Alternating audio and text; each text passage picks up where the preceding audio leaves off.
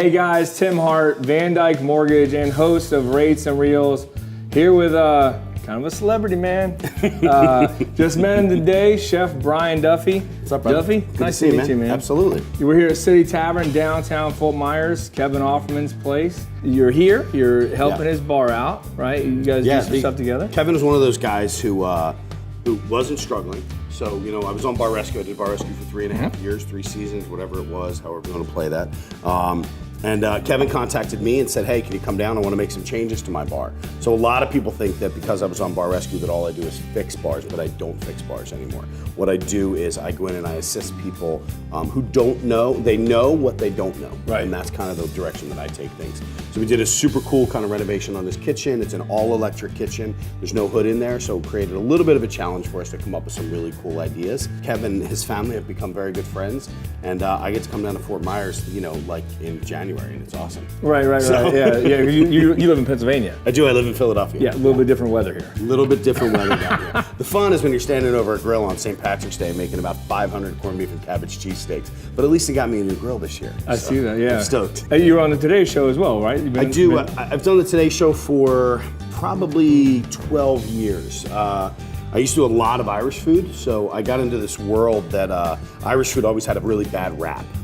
Everybody talked about it being boiled and just, you know, corned beef and cabbage and stuff like that. So I took it upon myself to kind of give a new idea to Irish food. So I started to get involved with a lot of Irish pubs. Today Show heard about that. Next thing you know, I'm on Today Show every St. Patrick's Day.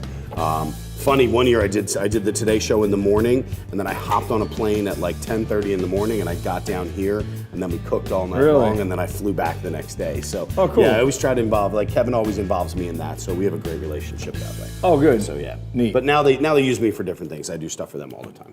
So we do a fishing show called Rates and Reels. Right. And so part of that is we do 3 questions with a guest. Okay. I'm not that original guy. We call it 3 questions. I like it. Okay. I like it. We can work on that. We'll work on that for the next episode. Yeah. All right. So want to hit you with some questions. Okay. Okay. So one question I was started to sweat, man. I'm the pressure. Yeah. I know. Come on. It's a deep breath.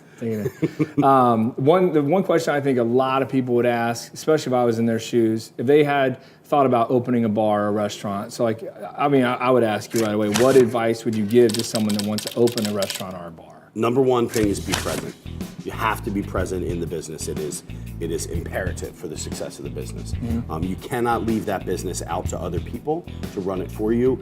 You can hire managers and general managers and all of that, but you really have to be present in the business. Making sure that you're checking up with them on a daily basis, double checking the books, making sure that your staff is ready to rock and roll, making sure that the organization and everything is set in place. It's huge.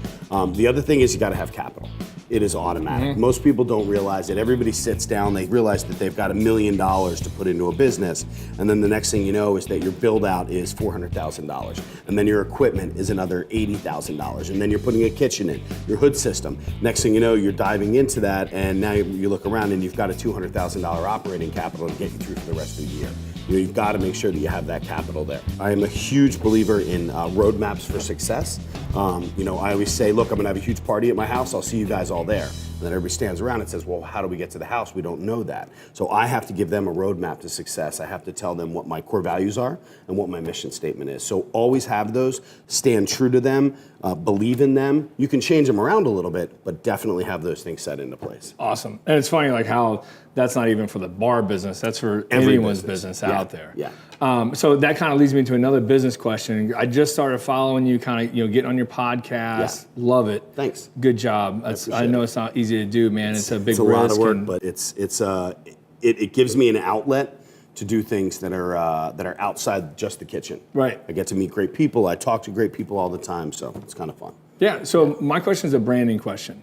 What would be your advice to someone that wants to brand themselves? I mean, you just mentioned you went from the Irish chef, you wanted to rebrand it. You didn't want to get branded as the Irish chef. I did for a while because it was great. Right. But I got to a point that then my business started to go from a 12-month business to a 1-month business. Right. So I really started to kind of get pigeonholed into one area, and I wanted to branch out from that. So I stopped doing the Irish stuff. I said no to the Today Show one year that they wanted me to do on a Saturday. And honestly, I came down here to do it. And it was like a perfect kind of genre, kind of area to move out from it. So in this day and age, you have to find a niche. You've got to find something that defines what it is that you're trying to do, especially when it comes to bars and restaurants especially. You're constantly working that brand, you're constantly having your logo out there, you're constantly promoting yourself. And we're all self-promoters across the board. I go onto Facebook, why? In reality, why do I go onto Facebook is the real question, but I go on there to see what is happening with other people. I tell people all the time, it's not just about selling something, you have to offer something. So it's not just about, here, look what I have, now pay me for it. It's about offering information. So a lot of times when it comes to the marketing of the brand that we have, I say, let's offer information out there as well, and then get them to like us to come in. And that's a huge part of branding, because you've got to get people to trust in you and believe in you for what you do. Duffified was a weird world. I remember sitting around my kitchen table. At that point, it was my girlfriend. My brothers were on the phone. We're all discussing this weird world. Because I'm like, come on, man, like we Duffified that. It's a joke. It was as a kid growing up. Well, at least you get Simpsons, the beer on Simpsons. It was, yeah. So that was, and I used to get those as gifts all the time. People would send me like coasters that say Duff on them and everything else. And there's a Duff Man too? And there's a Duff Man as well. Yeah. I own Duffified, so you owe me like 12 cents right now, because I think you said it 3 times. The fourth one's coming. I know it is. But branding is it's something that's personal, and you've got to be able to hold on to that and move it forward across the board without saturating the market with it. Duffified's a weird word in itself. So to have it out there, but it's funny to watch the hashtag come through on different things. I have a lot of people that now send it through to me, so I think I've done a good job on the branding of that. So the branding recap then for you would be give value, Absolutely. Give value, right? But stay true to the brand itself. Right. For me, the branding of what I do, the personality of what I do, the idea of what I do is kind of about exceeding the expectations of what people have. I want to do things that are a little bit bigger, a little bit better, and I want people to kind of get the idea that you can step outside of the box with things, and that's what I did with the term Duffified. So leads me to my third and final question. I was going to bring up Duffified. Yeah. I owe you another 12 cents or whatever you said. Yeah, 4.5. 4.5. Okay, Yeah. 4.5. So on Duffified, I see it, all your stuff. Yeah. Fill me in. What is Duffified? In reality, about 2007, 2008, I had some pretty life-changing things happen within my world, and I remember sitting around, and I was a dad. I was working all the time. I would leave for work at 8 o'clock in the morning. I would come home at midnight, and all I was doing was working. I wasn't experiencing anything. I wasn't seeing anything.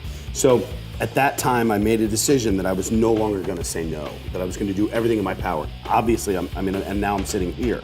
I would never have been able to come down here if I just said no. Kev asked me, I said, yeah, absolutely. Just let me know the details and we'll see if we can work it out. The idea behind Duffified is exceeding the expectations of whether it be family, friends, clients, whatever it is, and then about getting out there and experiencing as much as you can. Doing things that you've never done that you never would have done before. For me, I've traveled around the world. I remember sitting in an airport and I was flying to Guam. Yes, I was flying to Guam. I volunteer for a group called the Mess Lords, which is a group of TV chefs, and we travel all over the world and we cook for the troops.